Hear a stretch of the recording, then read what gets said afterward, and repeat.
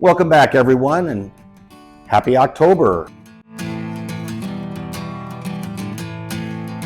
All of a sudden, the temperatures are down, season's changing a little bit, and we're finding more and more patio entertainment, right? We're hanging out on our patios, we're barbecuing, enjoying our backyards, and we're sharing them with what? With spiders. And we're seeing spider webs around our patios, and we're wondering, how can we get rid of spiders, and are they dangerous? Well, they could be dangerous, but probably they're not.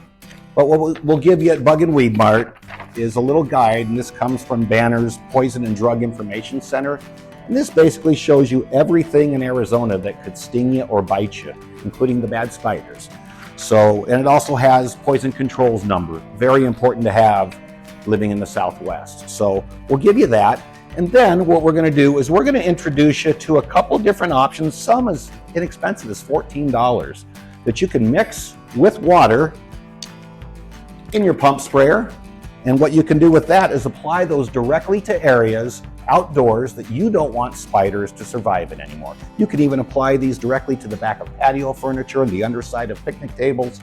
A lot of places where those spider webs are where you don't want them. So they're not too hard to control. Most of them aren't so dangerous that we need to be horribly worried, but we do need to treat for them. So come on in, let us show you which spray is going to work. You might even already have the sprayer. This could be a very, very quick thing for you. Let us help you. Spiders are not that hard to control. We're open 5 days a week and we're here for you.